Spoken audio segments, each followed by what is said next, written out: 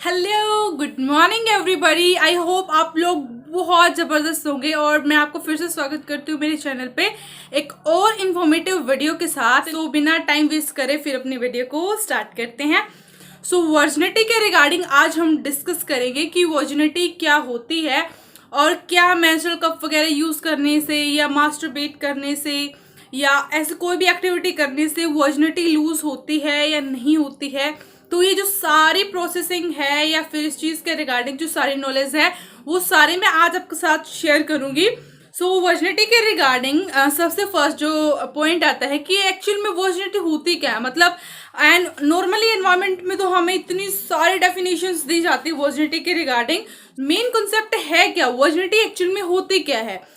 Basically virginity क्या होती है, किसी भी पर्सन ने अगर अपनी लाइफ में सेक्स नहीं किया है, इंटरकोर्स नहीं किया है, तो उस पर्सन को हम वर्जन बोलेंगे। मतलब वर्जिनिटी क्या होती है, एक ऐसी स्टेट होती है हमारी बॉडी की जिसके अंदर कोई भी जो पर्सन होता है उसने सेक्सुअल एक्टिविटीज, इंटरकोर्स वगैरह अपनी लाइफ में एक्सपीरियंस नहीं किया होता है। तो बेसिकली जो हमारी वर्जिनिटी की डेफिनेशन है वो यही होती है। इन केस ऑफ बॉयज़ का मुझे इतना कंफर्म नहीं है बिकॉज वो चीज़ मैंने पर्सनली लाइफ में फेस नहीं करी है।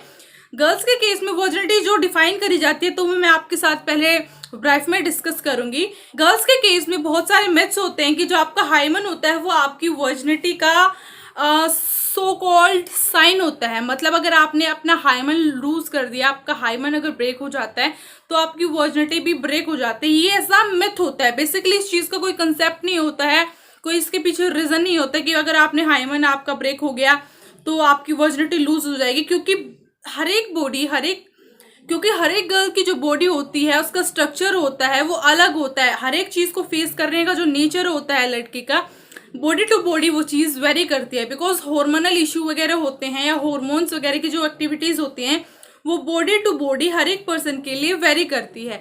तो हाइमन का स्ट्रक्चर, वजाइना का स्ट्रक्चर, वजाइनल लिप्स का स्ट्रक्चर, बॉडी का स्ट्रक्चर हर एक पर्सन के साथ जैसे जैसे वेरी करता है, तो हाइमन का स्ट्रक्चर भी उसी तरह बॉडी टू बॉडी डिपेंड कर सकता है। मतलब बहुत सारी गर्ल्स की जो बॉडीज होती हैं उनमें हाइमन होता ही नहीं है बर्थ के टाइम से। बहुत सारी गर्ल्स ऐसी होती हैं जिनका हाइमन बहुत सारे टाइप्स का होता है। मतलब वो कैसे कैसे स्ट्रक्चर का होता है वो सारा मैं अभी आपको स्क्रीन के ऊपर शो कर देती हूँ। तो बहुत सारे वेरियस टाइप के हाइमन्स होते हैं जो कि वो बॉडी टू बॉडी वेरी करते हैं। तो ऐसा कोई भी केस नहीं है कि अगर आपका हाइमन ब्रेक हो जाता है तो आप वर्जिनिटी लूज कर देते हैं। क्योंकि जो हमारे विलेज की गर्ल्स होती हैं या फिर हमारे जो एथलीट वगैरह होती हैं, गेमिंग वगैरह करने वाली गर्ल्स होती हैं, तो वो इतना ज़्यादा फिजिकली एक्टिव होती हैं कि उस फिजिकली एक्टिव होने की वजह से भी, मतलब साइकिलिंग वगैरह से भी, रनिंग वगैरह से भी हाइमन है वो नॉर्मली ब्रेक हो जाता है। क्योंकि वो बहुत लाइट सी लेयरिंग होती है हमारी वजाइना के अंदर। सो वो थोड़ी सी एक्टिविटी के बाद भी लूज हो जाती है। और अगर एक केस हम और डिस्कस करें कि हम पर मंथ पीरियड्स फेस करते हैं मेंस्ट्रुअल साइकिल, तो अपनी वजाइना को क्लीन करने के लिए अगर बाई चांस अगर हम फिंगर वगैरह से अपनी वजाइना को क्लीन करते हैं तो उस केस में भी हमारा हाइमन ऑब्वियसली ब्रेक हो सकता है। क्योंकि बहुत ज़्यादा लाइट लेयरिंग होती है तो उस चीज़ का हमारी वर्जिनिटी से कोई भी कनेक्शन नहीं होता है।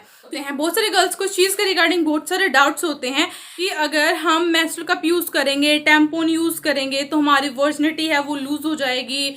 एंड जो सो कॉल्ड एक मिथ है कि गर्ल्स प्योर नहीं रहेंगी। बहुत सारी जगह पे जो व्हाइट बेडशीट वाली परंपराएं होती है, मैं किसी एक पर्टिकुलर विलेज वगैरह को टारगेट नहीं कर रही हूँ, लेकिन बहुत जगह पे आज भी ये चीज़ें फॉलो करी जाती हैं। इस चीज़ को हम बिल्कुल भी झूठ साबित नहीं कर सकते हैं। ये चीज़ें भी आज के टाइम पे फॉलो हो रही हैं। दैट इज़ वाई गर्ल्स के माइंड में ये मिथ बिल्कुल सेट कर दिया जाता है कि अगर हम ऐसे कोई भी चीज़ अपनी वजाइना के अंदर इंसर्ट करेंगे तो आपकी वर्जिनिटी लूज हो जाएगी, आप प्योर नहीं रहेंगे। लेकिन इसके पीछे ऐसा कोई भी साइंटिफिक रीज़न भी नहीं है। और थ्योरेटिकली अगर हम देखें फैक्ट के बेसिस पे तो भी इस चीज़ का कोई भी कंसेप्ट नहीं बनता है। वर्जिनिटी के रिगार्डिंग एक और मिथ जो बहुत ज़्यादा फॉलो किया जाता है वो ये है कि जब फर्स्ट टाइम गर्ल की वर्जिनिटी लूज होती है, मतलब फर्स्ट टाइम जब कोई भी लड़की अपनी लाइफ में सेक्स वगैरह करती है, इंटरकोर्स होता है, तो उस टाइम हाइमन ब्रेक होने के बाद ब्लीडिंग वगैरह होती है एंड पेन होता है।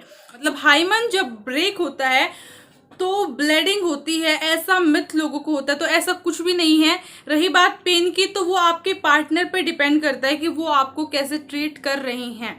सो उस चीज़ के रिगार्डिंग आपको पेन बहुत ज़्यादा भी हो सकता है, कम भी हो सकता है, वो आपकी बॉडी के स्ट्रक्चर पे डिपेंड करता है, आपका पार्टनर आपको कैसे ट्रीट करता है उस चीज़ पे डिपेंड करता है। और अगर हम ब्लीडिंग के केस के बारे में बात करें तो हाइमन ब्रेक होने से ब्लीडिंग वगैरह हो, ऐसा कोई कंपलसरी रूल नहीं है। मतलब ऐसे कोई कंपल्शन नहीं है कि अगर फर्स्ट टाइम इंटरकोर्स वगैरह हो रहा है तो उस टाइम पे ब्लीडिंग हो ही, क्योंकि वो भी टोटली आपकी बॉडी के ऊपर डिपेंड करता है। क्योंकि तो ब्लीडिंग का होना आपकी वर्जिनिटी का बिल्कुल भी कोई भी साइन नहीं है। क्योंकि अगर हम ब्लीडिंग की बात करें, कोई अगर हस्बैंड वाइफ हैं जो पहले सेक्सुअली बहुत ज़्यादा एक्टिव थे लेकिन फिर बीच में गैप आने की वजह से, मतलब बहुत टाइम तक अगर वो इंटरकोर्स वगैरह नहीं करते हैं, फिर से वो 4-5 महीने के बाद ये सारी चीज़ें कंटिन्यू करती है, तो उस केस के अंदर भी लेडीज को ब्लीडिंग हो सकती है। वो टोटली आपकी बॉडी के ऊपर डिपेंड करता है कि आपको ब्लीडिंग होगी या नहीं होगी। तो ब्लीडिंग का होना वर्जिनिटी का कोई भी साइन नहीं है। तो प्लीज इन चीज़ों को फॉलो करना बंद करो। बिफोर मैरिज अपनी लाइफ के अंदर आप फिजिकल रिलेशन चाहते हैं या नहीं चाहते हैं, ये आपकी लाइफ की प्रेफरेंस के ऊपर डिपेंड करता है कि आप अपनी लाइफ के अंदर क्या प्रेफर करते हैं। आपकी बॉडी है, आपकी लाइफ है, आपका ही ऑब्वियसली उसके अंदर डिसीजन होगा। तो उस चीज़ के रिगार्डिंग मैं फिलहाल कोई कमेंट नहीं करना चाहती। लेकिन अगर फिर भी अगर आप बिफोर मैरिज अपनी लाइफ के अंदर कोई भी फिजिकल रिलेशन के अंदर रह चुके हो और अभी आप ये चाहते हो कि मैं वर्जिनिटी लूज कर चुकी हूँ, तो उस चीज़ को वापस गेन करने के लिए मैं क्या कर सकती हूँ। सो उस चीज़ का ऐसा कोई भी मतलब हार्ड एंड फास्ट रूल नहीं है कि आपने एक बार अगर अपनी वर्जिनिटी लूज कर दी है तो आप दोबारा से कोई भी कैप्सूल वगैरह अपनी वजाइना के अंदर इंसर्ट कर लोगे या फिर और कोई भी होम रेमेडी वगैरह करके आपको उस टाइम के लिए ब्लीडिंग हो जाएगी एंड आप सो कॉल्ड प्योर बनने का जो भी नाटक वगैरह है वो कर लोगे। तो ऐसा कुछ भी नहीं है। अगर आप वाकई में अपने पार्टनर के लिए बहुत ज़्यादा लॉयल हैं, बहुत ज़्यादा रिस्पॉन्सिबल हैं और सामने वाला पर्सन जो आपसे शादी करने वाला है और आप पे ट्रस्ट करता है, आपके साथ लाइफ गुजारने वाला है, तो ऑब्वियसली वो आपकी इस फीलिंग को ज़रूर समझेगा। तो आपको ये सारी फालतू की चीज़ें फॉलो करने की कोई नीड नहीं, क्योंकि वजाइना आपका बहुत ज़्यादा सेंसिटिव पार्ट होता है। तो इन चीज़ों की आपको कोई भी ज़रूरत नहीं है। या तो आप अपनी लाइफ के अंदर कोई भी डिसीजन अगर ले रहे हो तो पहले उस पर बहुत ज़्यादा सोचिए एंड फिर अपनी लाइफ के अंदर कोई भी डिसीजन लीजिए। तो पहले उस चीज़ पे सोचिए एंड फिर कोई भी डिसीजन लीजिए। लेकिन अगर आपने डिसीजन वगैरह ले ही लिया है, गलत डिसीजन ले लिया है, तो फिर उसके जो थोड़े से साइड इफेक्ट्स हैं वो तो ऑब्वियसली आपको फॉलो करने को मिलेंगे ही। तो ऐसे कोई भी चीज़ को अपनी बॉडी के अंदर इंसर्ट करने की बजाय, फेक वर्जिनिटी वगैरह को क्रिएट करने की बजाय आप डायरेक्टली अपने पार्टनर के साथ ही चीज़ें कंसल्ट कर सकते हो। अगर वो आपके लिए लॉयल होगा, रिस्पॉन्सिबल होगा और अगर आप लोगों के बीच में इतने कनेक्शंस होंगे तो वो ज़रूर आपकी प्रॉब्लम को समझ जाएंगे। बाकी और सारी चीज़ें आर्टिफिशियल करने का मेरे पॉइंट ऑफ व्यू से उस चीज़ का की कोई नीड नहीं है। सो आई होप आपको ये मेरा पॉइंट थोड़ा सा समझ आ रहा होगा कि किस वे के अंदर मैं ये चीज़ें आपके साथ डिस्कस कर रही हूँ एंड आई होप ये चीज़ें आप ज़रूर समझने की कोशिश करेंगे। तो ये सारी चीज़ें आप प्लीज़, अगर कोई पेरेंट्स वगैरह देख रहे हैं तो प्लीज़ अपने बच्चों के साथ शेयर करना शुरू करें। क्योंकि देखो, अगर आप आज ये सारी चीज़ें अगर अपने बच्चों को नहीं बताओगे तो कल को कोई और पर्सन आएगा एंड वो सारी चीज़ें ऑब्वियसली वो उसको प्रैक्टिकली बताएगा। वो रॉन्ग वे में भी बता सकता है, वो उसकी लाइफ का गुड एक्सपीरियंस भी हो सकता है, बैड एक्सपीरियंस भी हो सकता है।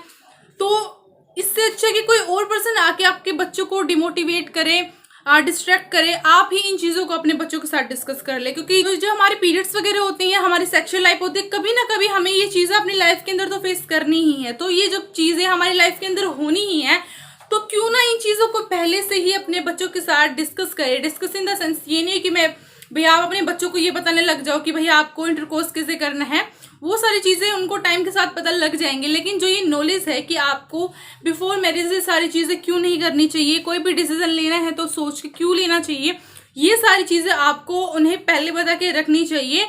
एंड वर्जिनिटी के रिगार्डिंग जो और फालतू के जो टैबू वगैरह हैं और फालतू मिथ वगैरह हैं उनको हमें फॉलो नहीं करना चाहिए। तो आई होप जो मेरा आज का पॉइंट है वो आपको समझ आया होगा और आप इस इंफॉर्मेशन को ज़रूर स्प्रेड करेंगे। क्योंकि ऐसे टॉपिक्स के रिगार्डिंग डिस्कस करने के लिए वाकई में बहुत ज़्यादा हिम्मत की ज़रूरत होती है। तो अगर हम इन चीज़ों को डिस्कस करने की हिम्मत करें तो एटलीस्ट आप इन चीज़ों को शेयर करने की हिम्मत तो कर ही सकते हो, कर सकते हो, क्योंकि हम इन चीज़ों को आपसे कोई चार्ज नहीं कर रहे हैं। क्यों ना कुछ अच्छी चीज़ों को भी इस टाइम पीरियड के अंदर डिस्कस किया जाए, शेयर किया जाए, क्योंकि जो ये अभी टाइम चल रहा है ये बहुत सारी चीज़ों को इम्प्रूव करने के लिए हमारे लिए गोल्डन अपॉर्चुनिटी है। मेरा पॉइंट आपको अगर थोड़ा सा भी समझ आया है और अगर हेल्पफुल लगा है तो प्लीज़ इस इंफॉर्मेशन को ज़रूर स्प्रेड करें। सो मैं आपसे फिर मिलूंगी किसी और इन्फॉर्मेटिव टॉपिक के साथ। साथ ही जो पीरियड कप हमारा होता है मेंस्ट्रुअल कप के रिगार्डिंग जो मिथ वगैरह हैं या जो क्वेश्चन क्वेरी हैं वो भी मैं इस वीडियो के बाद या इससे पहले अपलोड कर दूंगी। तो अगर आप वो वीडियो वगैरह देखना चाहते हैं तो डिस्क्रिप्शन बॉक्स के अंदर या पिन कमेंट के अंदर आपको लिंक मिल जाएगा, तो आप देख सकते हैं। फिर भी अगर आपकी कोई क्वेश्चन क्वेरी है तो आप मेरे से डिस्कस कर सकते हो कमेंट सेक्शन के अंदर। सो मैं आपसे फिर मिलूंगी। Bye bye.